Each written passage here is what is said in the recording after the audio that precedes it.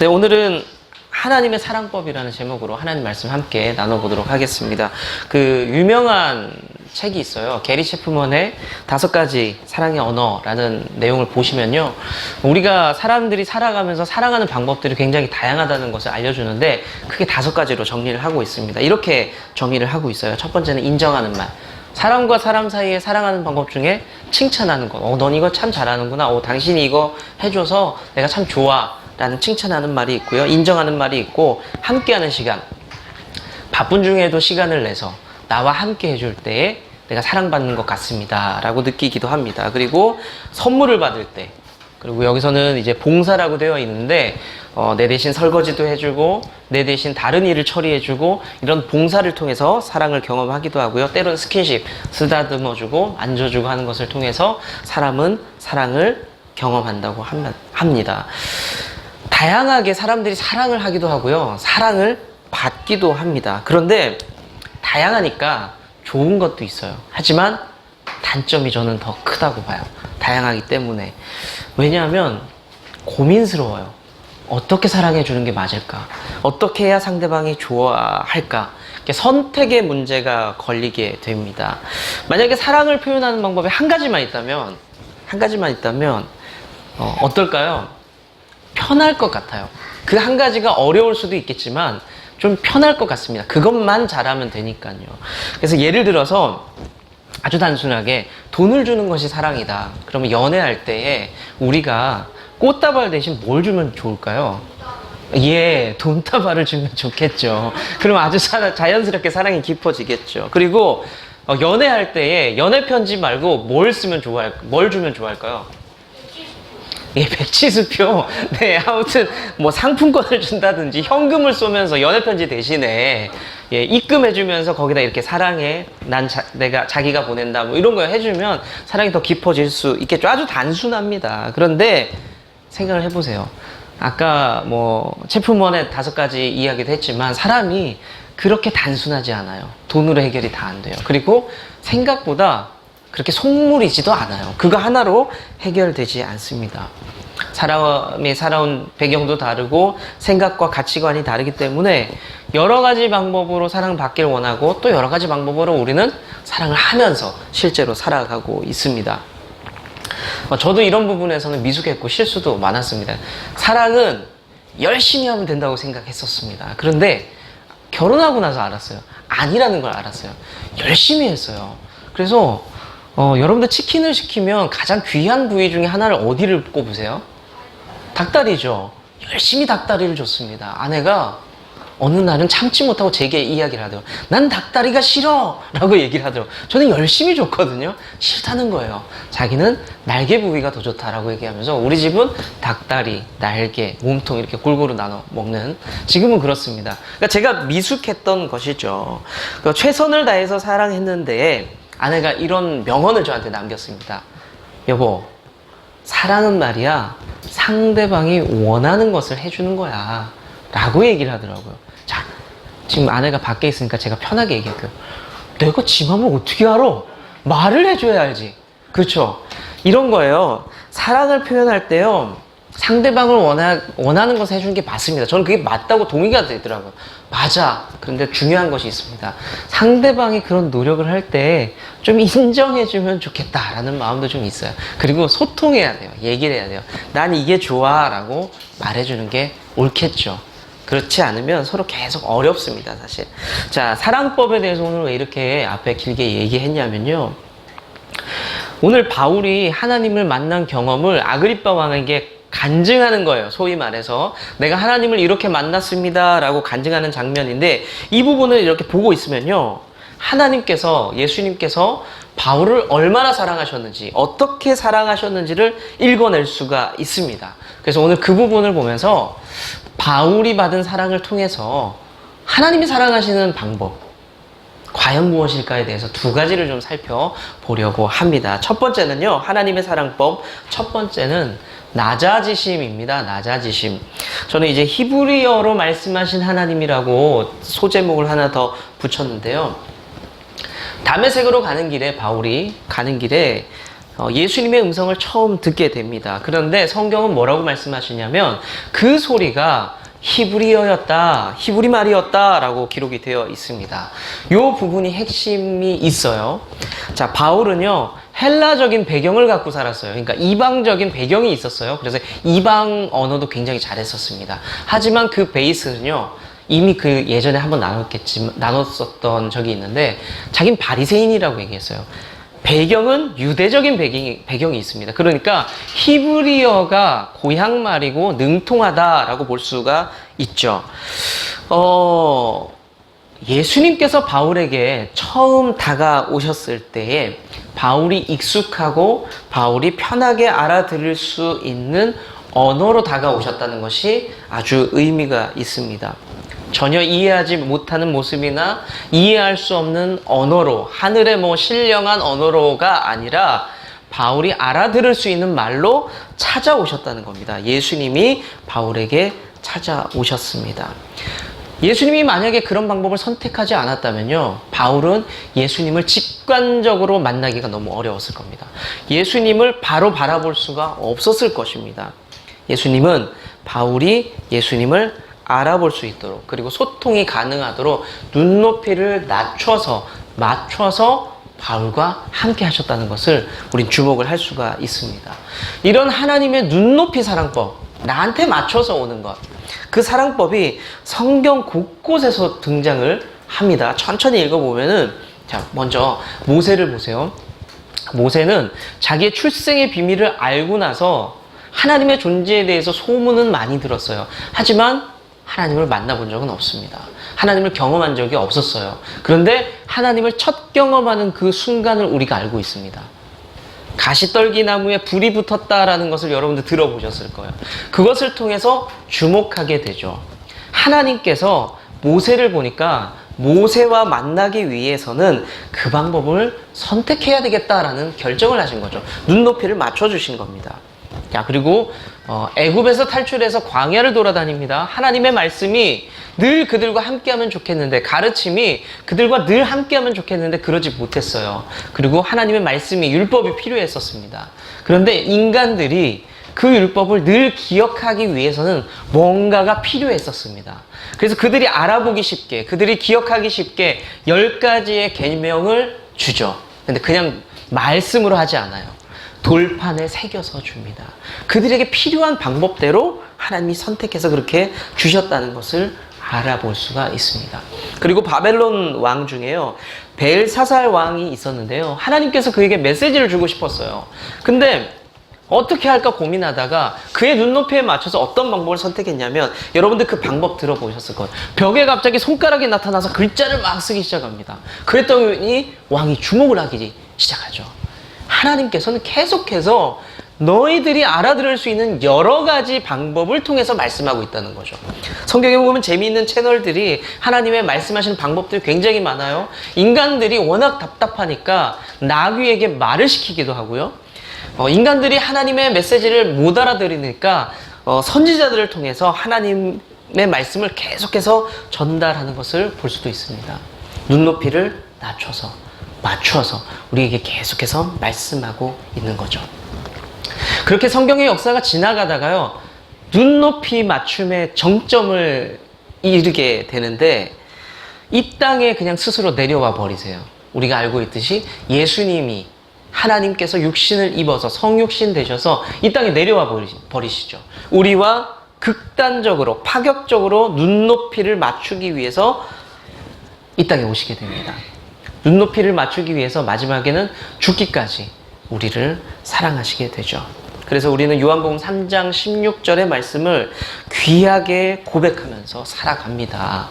이 말씀이 사실은 고상철 성도님과 점심 식사 한번 하면서 이제 교회에 나오신다고 하니까 제가 이 말씀을 꼭 알려드리고 싶습니다 하면서 같이 한번 읽었던, 여기 이 자리에서 둘이 앉아서 읽었던 말씀이거든요. 아마 오랜만에 다시 한번 이 말씀 보실 텐데 다시 한번 같이 한번 읽어볼게요. 시작.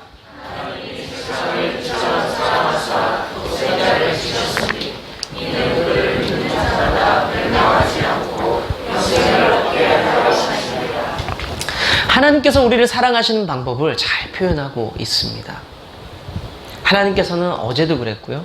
오늘도 그렇게 말씀하시고 내일도 분명히 우리가 알아들을 수 있는 말로 우리에게 계속해서 사랑을 표현하고 계십니다. 그런데 잘 모르겠죠. 문제는 그거예요. 잘 모르겠어요. 하나님의 사랑이 지금도 계속해서 흘러가고 있다는데 잘 모르겠습니다. 문제가 뭐냐면 우리가 알아들을 귀가 있느냐의 문제가 있어요. 알아들을 귀가 있느냐. 이게 사실 우리의 기도 제목이 돼야 합니다. 하나님 계속해서 말씀하시는 것을 제가 믿습니다. 그러니까 주님 제게 말씀해 주세요라는 것도 좋은 기도 제목인데요. 기도 제목이 좀 바뀌어야 돼요. 하나님 제게 말씀해 주시는 것을 알고 있는데 제가 알아들을 수 있는 귀를 좀 주십시오라고 우리 기도 제목이 이렇게 좀 바뀌어야 돼요. 예수님께서 수많은 설교를 하시면서 가르침을 주시면서 이런 말씀을 가끔 한 번씩 하셨어요. 들을 귀 있는 자는 들을지어다라고 말씀하셨어요. 이 말씀은요, 우리의 귀가 문제가 있다는 거예요. 하나님 말씀하시는데 우리가 들을 귀가 없다는 것입니다. 사랑하는 좋은나무교회 성도 여러분, 가족 여러분, 저와 여러분이 예수님께서 말씀하실 때 귀가 열려서 그 말씀이 들려지고 그 말씀을 통해서 은혜를 누리고 사랑을 경험할 수 있는 그런 우리 모두가 될 수 있기를 간절히 축복합니다. 네. 그리고 하나님의 사랑법 두 번째를 볼게요. 두 번째는 인도하심입니다. 인도하심. 제가 가시채로 인도하심이라고 표현을 했습니다. 오늘 읽었던 말씀 14절의 말씀을 보시면요. 예수님의 음성이 들립니다. 바울을 향해서. 뭐라고 표현하시냐? 한번 같이 읽어볼까요? 시작.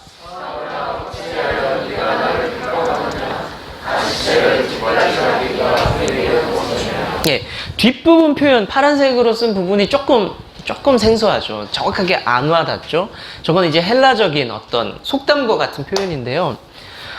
가시채, 그러니까 가시가 달린 나무 막대기 혹은 가시가 달린 어떤 채찍인데요. 그걸로 치니까 그걸로 계속 치는 거예요. 근데 네가 그렇게 하니까 뒷발질을 치고 있거든요. 하지 말라고, 귀찮다고 뒷발질을 치는데 그거 다 허무한 거다. 그거 하지 마라. 너에게 고생이다. 라고 하나님께서 말씀해 주고 있습니다. 그럼 앞에랑 연결해서 설명해 볼게요. 사울아, 네가 나를 핍박하는데, 마지막으로 넘어가 볼게요. 네가 그렇게 하는 게 다 헛고생이야. 의미 없어. 라고 말씀해 주고 있습니다. 네가 아무리 내가 너를 인도해주고 있는데 네가 아무리 벗어나려고 해도 그거 다 의미 없다, 쓸데없다, 발버둥 치지 말아라 라고 말씀해주고 있는 겁니다. 여러분들이 알고 있는 말, 뭐 설교 시간에 이런 표현 잘 안 들어보셨을 텐데 그냥 이런 표현이에요. 부처님 손바닥 안에 손오공이다 라는 말 들어보셨죠? 아무리 이리 날고 저리 날아도 결국 하나님 안에 있으니까 의미 없는 짓이다 라고 말씀하고 있습니다. 그런데 이 부분을 통해서요, 우리가 영적인 메시지 하나를 잡아낼 수가 있습니다. 예수님께서는요, 바울을 지금 주목하고 있습니다. 그리고 바울을 보이지 않는 막대기로, 채찍으로 치면서 인도하고 계시다는 것을 우리가 알 수가 있습니다. 그런데 바울이 어떻게 해요? 저항하죠. 안 한다고 해요. 그럴 때마다 하나님 말씀하신 건 뭐냐? 예수님 말씀은 그때마다 네가 고통만 더할 뿐이다. 그런 거 하지 말아라 라고 이야기를 합니다. 이 가시채에 대한 얘기를 조금만 더 해볼게요. 자료를 좀 찾아봤어요. 그랬더니 그림이 좀 나오는데 우리나라 과거에 소가 쟁기 메고 이렇게 농사 짓는 거 나오잖아요. 이렇게 끌고 가잖아요. 그러니까 비슷해요. 그 문화가 비슷했던 것 같습니다. 그 그림이 나오는데 소가 똑바로 가야 되는데 안 가잖아요. 그러니까 농부가 어떻게 합니까? 이렇게 치는 거야. 이렇게. 그러니까 좀 뭐가 뾰족한 게 달렸던 것 같아요. 딱 치면 아야 하면서 이렇게 가야 되잖아요. 그게 원래 농부의 마음이에요. 그런데 이 소가요, 아야 아프니까 승질이 나니까 그 소들이 뒷발질을 친대요. 전 농사 지을 때 그런 건 못 봤는데 모르겠어요. 실제로 뭐 이스라엘 소들은 그렇게 하는지 모르겠는데 뒷발질을 자꾸 한다는 거예요. 그런데 그 뒷발질이 농부에게 아무 영향을 끼치지 못해요. 그냥 더 맞아요. 더 맞으면서 그냥 결국에는 순종해야 된다는 거죠. 그 이야기를 사실은 설명을 하고 있습니다. 결국에는 그 가시를 맞아가면서 주인이 원하는 곳 아니면 안전한 곳으로 인도함을 받게 되죠.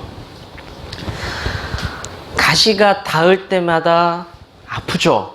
그런데 우리가 한 가지 생각해야 될 거. 가시가 닿을 때마다 아프지만 그것 또한 그 농부의 관심이고 사랑이라는 것을 우리가 분명히 기억할 수 있어야 합니다. 그런데 맞을 때는 그거를요, 절대로 모릅니다. 야박하다 생각하고, 속상하다 생각하고, 짜증난다 생각하죠. 그래서 그 소처럼 우리는 뒷발질하면서 살아요. 하나님 왜 이래요? 귀찮아요. 좀 그만 좀 해요. 라고 살아가지만 하나님께서는 최선을 다해서 우리의 삶을 인도하고 있다는 분명한 사실이 있습니다. 잠언에는요, 이 부분이 우리 자녀들이, 중고등학생, 초등학생 자녀들이 분명히 싫어하는데, 가장 싫어하는 성경 구절 중에 하나인데요. 뭐라고 표현하냐면, 매를 아끼는 것은 그 자식을 사랑하지 않는 것이다 라고 말씀을 해요. 부모님들 마음 한번 여쭤볼게요. 어떻게 동의하십니까? 믿으시면 아멘. 예, 매를 대는 게 간혹 아닌 경우도 있어요. 물론 아닌 경우도 있지만 매를 이렇게 대는 경우가 상당수가 자식이 잘못될까봐 사랑하는 마음에 매를 대거나 말을 하는 경우가 분명히 있습니다. 잠언 13장 24절의 말씀이거든요. 한번 같이 읽어볼게요. 시작.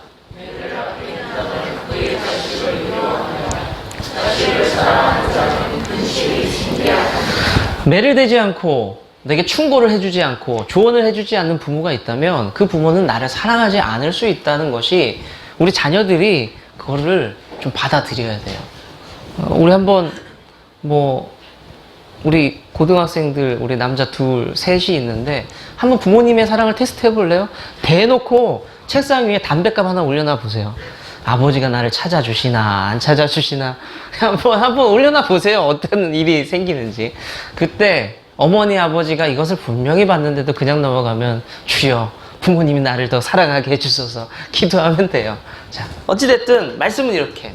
그런데 요즘 풍조가 매를 사랑하기 때문에 매를 댄다, 충고를 한다, 이게 쉽지가 않아요. 길거리를 가다가 그런 청소년을 봐도 말하기 참 어렵죠. 험한 꼴을 당할 수도 있고 귀찮기도 하고 그냥 넘어가게 됩니다. 왜 그냥 넘어가요? 근본적인 이유는요, 내 자식도 아닌데 이거예요. 사실 사랑하지 않아요. 관심이 없기 때문에 그렇습니다. 만약에 그 앞에 있는 그 녀석이, 일탈한 그 아이가 내 자식이라면, 내 새끼라면, 아니죠. 절대 그럴 수가 없죠. 사랑한다면 그럴 수가 없습니다. 하나님의 인도하심과 하나님의 가르치심이요, 가끔 좀 버거워요.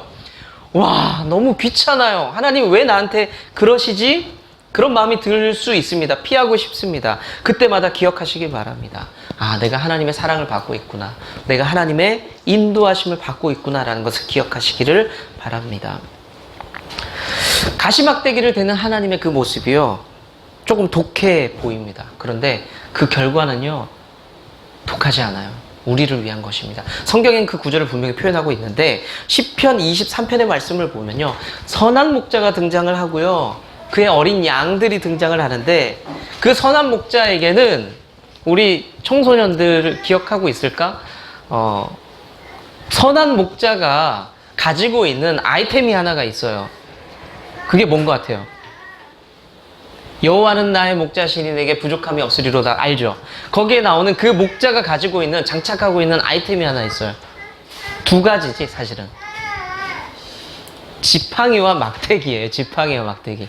들어본 거 같죠? 지팡이와 막대기를 들고 있습니다. 그런데 지팡이와 막대기가 결국 하는 게 그거예요. 가시채. 이리가 저리가 구덩이에 있으면 탁 끄집어내고 그런 일들을 합니다. 근데 참 그래요. 구덩이에 있는 짐승이 있으면 그거를 이렇게 지팡이에 구부러진 부분에서 끄집어내기도 한다고 합니다. 그런데 끄집어낼 때는 어때요? 그 양의 마음이? 목이 쪼여, 귀찮아. 하지만 그것은 뭐다? 나를 살리기 위한 것이다. 분명하죠. 하나님의 간섭하심이 내 삶을 어렵게 하고 귀찮게 하고 라는 그런 마음이 들 때가 있어요. 원망이 들 수도 있습니다. 하지만 그게 하나님의 사랑법이다. 하나님을 원망하지 않았으면 좋겠습니다. 부모님들이 자녀들에게 한 말씀 하실 때가 있죠. 뭐라고 할 때가 있습니다. 그럴 때 자녀들은 어떻게 돼요? 갑자기 입이 삐죽히 나오죠. 그리고 방문을 쾅 닫습니다. 그리고 엄마 아빠가 힘이 더 세면은, 이 자식이 문을 그렇게 닫아! 그렇게 얘기하면은 애들이 뭐라 그러죠? 내가 한 게 아니야, 바람이 그런 거야! 그러면서 소심한 반항을 하기도 합니다. 어찌됐든 간에 그때 부모님들이, 자녀들이 막 반항하고 큰 소리 칠 때 뭐라고 얘기하세요? 많이. 내가 나 잘 되라고 그러냐? 다 너 잘되라고 그러는 거지 라고 말씀을 사실은 하십니다. 사랑하는 우리 성도님들, 집사님들 똑같아요. 하나님께서 우리의 삶을 인도하실 때 때로는 가시채로 치고 막대기로 탁탁탁 치기도 합니다. 하지만 그럴 때마다 똑같이 적용해야 돼요. 하나님 저한테 왜 이러신 거예요? 그럼 하나님 똑같이 말씀하세요. 이게 나 잘 되라고 그러는 거냐? 다 너 잘 되라고 그러는 거지. 똑같이 적용하면서 여러분들이 그 순간에 내가 하나님 앞에 사랑받고 있구나 확신하고 감사하고 푸른 초장과 쉴만한 물가를 확신하면서 그 길을 잘 갈 수 있는 감사가 가득한 저와 여러분 될 수 있기를 축복합니다.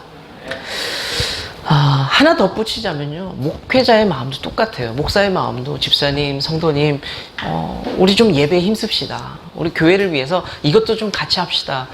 사랑하는 누구누구야. 우리가 이걸 좀 하면 좋겠구나 라고 이야기할 때는 그게 단순히 교회 잘 돌아가라고 말하는 건 아니에요. 결국에는 그런 것들이 쌓여서 우리 집사님들이, 성도님들이, 우리 아이들이 잘 성장하길 바라는 그런 마음이 있기 때문에 권면하고 기도하고 그 마음이 좀 돌이키기를 여러분들에게 10분 동안 예를 들면 권면하고 이거 해주시면 어떨까요? 라고 10분 동안 대화하잖아요. 목사는요 여기서 1시간, 2시간 기도할 수밖에 없어요.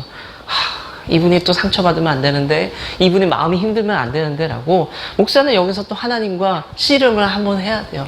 하나님 제가 하는 게 맞을까요? 그렇게 할 수밖에 없습니다. 말씀을 좀 정리해 볼게요. 예수님께서 우리를 사랑하시는 방법 오늘 2가지 나눴어요. 낮아졌다. 하나님은 낮아지셔서 우리를 지극히 사랑해 주셨다. 2번째는요. 우리를 인도하셨다. 우리를 사랑하셔서 가시채로 치면서까지 우리 인도하셨다. 근데 이 2가지는요. 공통점이 있어요. 낮아지셨다. 인도하셨다. 공통점은 뭐냐면요. 누가? 하나님이 직접 행하셨다라는 거. 하나님처럼 권세 있는 분들이 누구를 시키는 것이 아니라 누구에게 맡기는 것이 아니라 하나님께서 직접 그 일들을 하셨다는 겁니다. 물론 지금 약간 조심스러운 부분이 있지만 예전엔 그런 말씀들을 하셨어요. 어려운 여건에 처한 아이들이 어디서 살아야 되냐? 그래도 좀 가난해도 그래도 좀 없이 살아도 자기 부모와 함께하는 것이 가장 좋지라고. 물론 세대가 악해지면서 그것도 좀 아닌 것 같아요. 이상한 부모도 많아졌지만 과거엔 그런 이야기가 있어요. 무슨 말이냐? 부모가 직접 사랑하는 것이 가장 진실하고 가장 큰 사랑이다라는 거죠. 하나님께서 똑같아요. 우리와 함께 하시면서 직접 사랑하셨어요. 성경은 그것을 임마누엘이라고 하셨어요. 나와 함께 하신다. 그리고 성경은 그것을 에베네셀이라는 표현을 썼습니다. 지금까지 과거에 나와 함께 하신다. 임마누엘은 지금 나와 함께 하신다. 그러면 내일은, 모레는 하나님 어떻게 하세요? 함께 하시죠.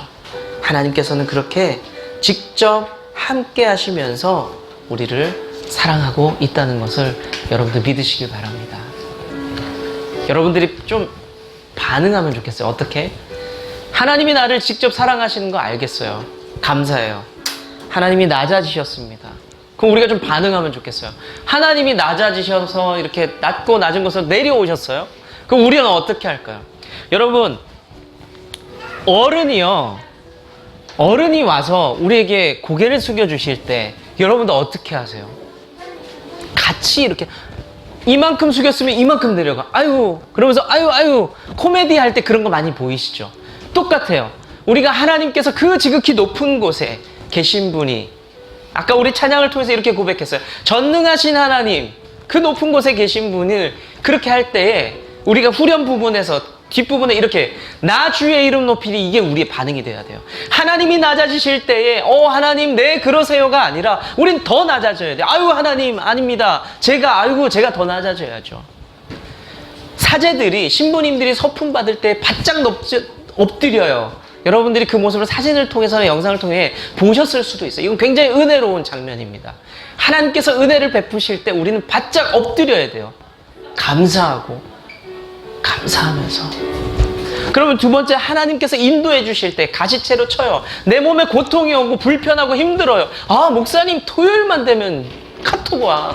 내일 보자. 내일 봅시다. 힘내세요. 월요일이면 또 전화와. 어제는 어디 가셨어요? 이게 단연코 확신하게 말씀드릴게요. 우리 교회 성도 숫자 1의 문제가 아니에요. 그냥 그분의 영혼에 관심이 있는 거예요. 하나님께서도 가시채로 치실 때는 그분에게 하나님이 관심을 보이시는 겁니다. 그렇게 인도하실 때에 우리가 그 소처럼 뒷발질하면 되겠습니까? 우리 오늘 배웠어요. 아니요. 그러면 안 돼요. 우리는 순종해야 됩니다. 이렇게 치면 일로 가지 말라는 거구나. 틀으면 돼요. 하나님이 우리를 이렇게 사랑하실 때에 여러분도 하나님을 사랑하십시오. 하나님이 낮아지셨을 때 우리가 더 낮아지는 것이 하나님을 사랑하는 방법입니다. 믿으십니까? 하나님께서 우리를 막대기를 들어서 치시면서까지 우리를 인도하신다면 거긴 위험하기 때문에 가지 말라는 거예요. 그러면 우리가 하나님을 사랑하는 방법 뭐예요? 우린 순종하면 됩니다. 사랑하는 성도님들, 더 낮아지시고 더 순종하면서 우리가 말로만 하나님 은혜 주셔서 감사합니다라고 말할 것이 아니라 우리가 하나님을 그렇게 구체적으로 표현하면서 사랑하며 살 수 있는 귀한 우리 모든 식구들 될 수 있기를 축복합니다. 주님은 나무 당신은 가지니 사랑의 열매 맺기에 축복해요.